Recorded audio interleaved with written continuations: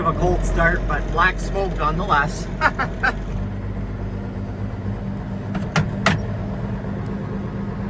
Carbon tax or no carbon tax, I'm still fucking running my 8.3 Cummins.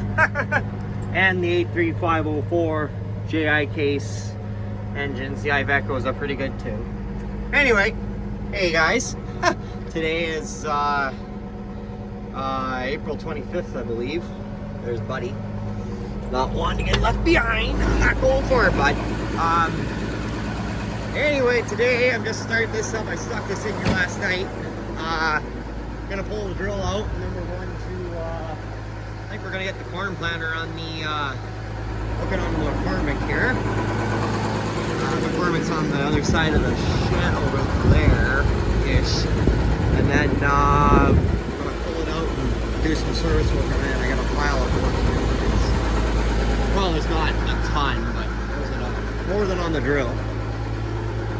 Anyway, I'm gonna move side by side, then I can pull this out of here, so I'll talk to you in a bit. It's a bit of a tight fit, so. Anyway, see you in a few.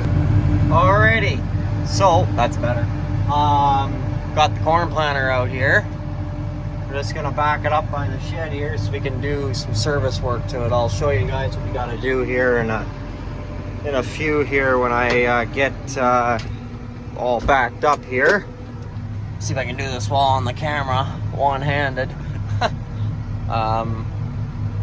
But anyway, so yeah, I got one fertilizer tube I gotta replace. I gotta put the augers back in because we take everything apart over the winter time and oil the living shit out of everything because fertilizer is incredibly corrosive on, well, you guys know all this, but it's incredibly corrosive nonetheless on everything. Straighten up a little bit here so we're square with the world. But anyway, I have to see, I gotta do a little bit of wrenching on the one disc marker here, and then yeah, and then there's not much else really, so that should be good. So anyway, put this thing down. Oh, wrong way. Down, down, down, down. Well, that is down. Okay, won't put it that far down. If I have to climb on the wheels, then at least the wheel won't turn. I fell into the planter that way last year, so so anyway, I'll talk to you in a bit.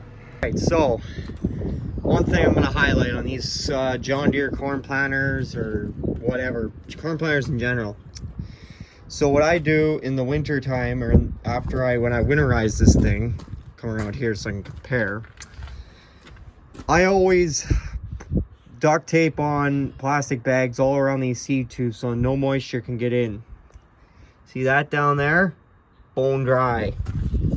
This is the bag here. See, it duct tape the living crap out of it. But highly recommend doing that because it'll save you a pile of headaches, especially when it comes to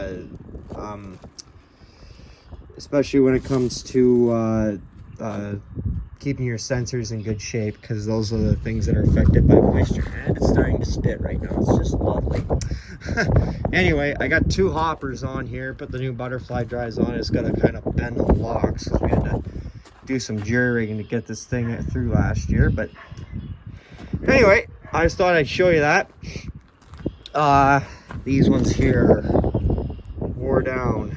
You can see in the shafts there. I don't know if you can see or not. They're kind of wore down. So I got, there's one here, all brand new ones for each roll. So, and then one new fertilizer too, the planter. The rest of them are flat. I need no hose clamps, so hold them on. So anyway, I'll talk to you here in a little bit. Here we're gonna keep on putting this thing back together.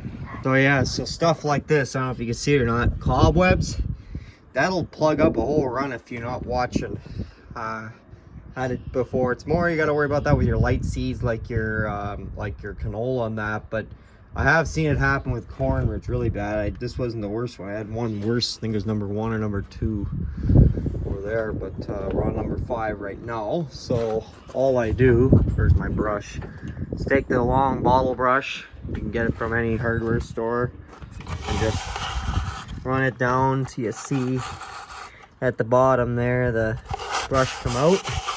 Run it down about 2, 3, 4, how many you want times. It also cleans the junk off the sensor, which tells you if your population is high or low or whatever. It's not nearly as fancy as on my no-till, but anyway, that's what that's about there. So anyway, now we're gonna, so that's now clean. Now I gotta bring the hopper out here, put the new butterfly drive on, and put it on here. So talk to you in a bit. New seed box is on, or new butterfly drives on. All the seed boxes are on, latched down, chains all oiled. The ones that drive these ones here that drive the meters on each one of these hoppers, and yep, that's tight. So yeah, now I'm gonna put the fertilizer augers in the fertilizer hoppers here, and yeah, and then we'll be ready to then after that I just gotta hook up each of these tubes here, so I may have to get some hose clamps. So anyway, talk to you in a few. It's later in the day. I always drop these fertilizer tubes down before winter just so the tubes aren't sitting there all stretched out, because these ones stretch a lot more than the ones on the drill, because longer distance between the disc openers and the hoppers. But anyway, almost all these needed new hose clamps at the top when I took them off last year. The other ones were rusted completely out. I actually had to cut them off. This tube here, as you can see, it's supposed to have a flat end on this end. The other end, yeah, it just disintegrated when I took it apart last summer when I winterized it. So that one's junk. This is a new tube. It looks small, but it's probably because it's just because it's new. So you look here, it's about the same diameter if I point the camera the right way. But anyway, where's the other fucking hose? There it is. It's not the greatest hose clamp in the world, but it still somewhat works. So I might spray a little WD-40 or something on here and then put it on. So anyway, we are going to do that, and then I gotta find the lids for the, I know where the lids are, I just have to dig them out, for the top of the seed hoppers here. These are all secured down. And then I think I'm gonna back this thing back in the shed again, because it's definitely gonna rain here in about an hour. So anyway, we'll get that done. We'll bring it back in a bit. I'll highlight too, on these John Deere corn planters, like your 7000, 71, 7200 in this case. Well, first off, let me back up a couple steps. These had bolts in them, and they have bolts in the front, but they have bolts in the back. They had bolts in the back, and what happens, you take these bolts out, you can pivot them forward and wash them out. And that's how I did that. But I switched them out for clip pins. Dad had an old 7000 a bunch of years ago, and that's what he did. So swap those out all along here, put pins in. The other thing too with these John Deere corn planters is they have a device that you can basically disengage it into road mode. So basically the pins that go from the axle here into the or from the wheel hub here into the sprocket that drives your planter, the rest of the main drive shaft here. These, you can rotate this, and then these springs will pull back these pins for road mode, which it is now. But they like to seize up after you don't use them for a long time. Now they're still pretty oily, because I oiled the living crap out of this thing last fall, or summer rather. But I would still spray a whole pile of penetrating oil on it, and then have a hammer on handy when you go to the field, because sometimes you may just have to give it a bit of a bang, and another squirt of the love juice here.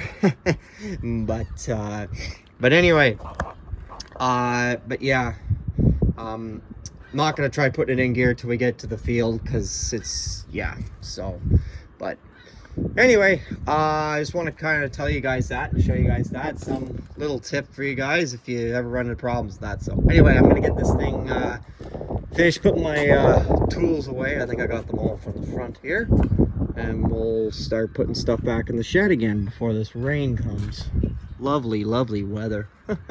It's warm out here though, so that's good. So anyway, see you in a bit. You guys are gonna think I have dementia. Forgot to mention a couple things. One, had this welded by a friend of mine here this past winter. This snapped the end of black beans last spring, and got it back here. So had this held in by a ratchet strap most of the winter, but did the job. That got bent when I hit a tree. You guys seen that before. So I got that down at a machine shop. I'm getting him to make me a new one because the old one was just mangled.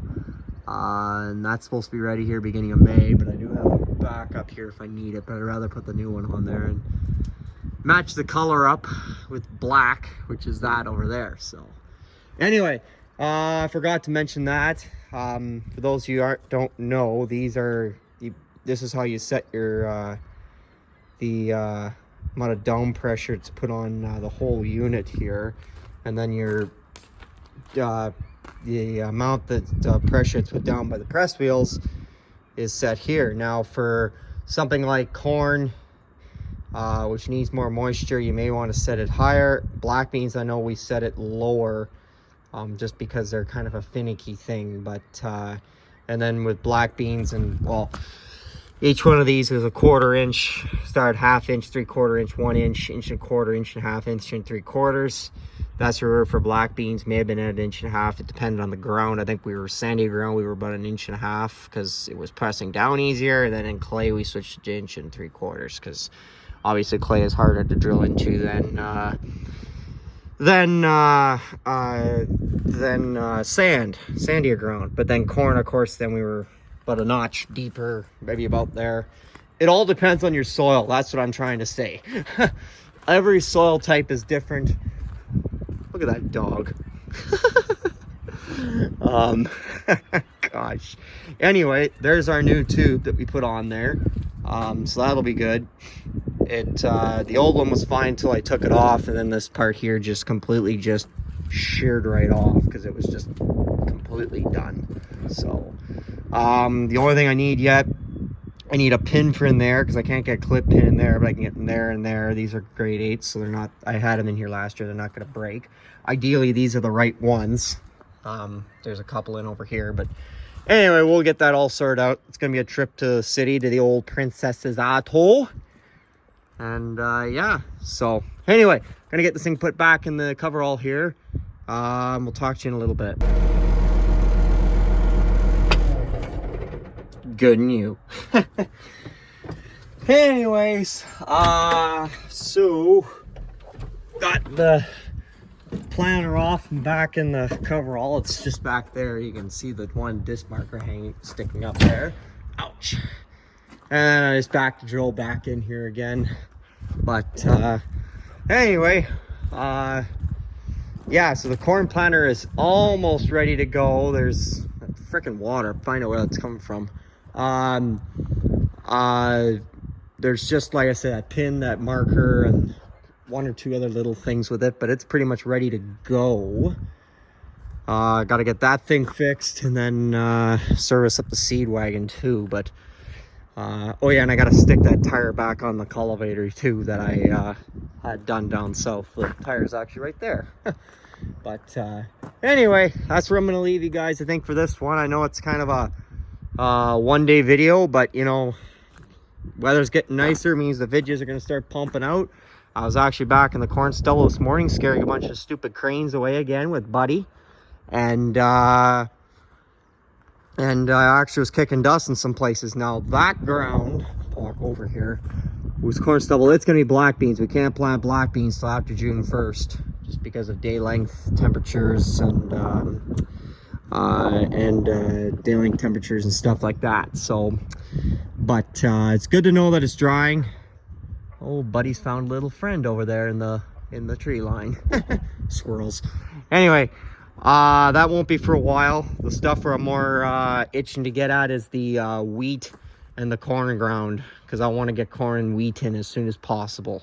Because corn is one of our two big money-making crops, the other being black beans, and then wheat is our biggest crop in terms of acreage, and the sooner we can get that in, the sooner it'll come off. So that means then, you know, with harvest will be kind of a little more staggered out, because last year the wheat never got in until like finished May 29th, and we finished combining wheat September 17th. And our wheat that we did get in on our sandier ground on like between the 8th and 15th of May, we combined on Labor Day weekend, so like a week and a half, 2 weeks earlier. So that makes a difference. But anyway, that's where I'm gonna leave you guys. Leave a comment, subscribe, give a like, give a guy a like if I can talk. You know what I'm gonna say. So anyway, let you guys go there. Talk to you on the flip side. Good enough. Oh, Canada.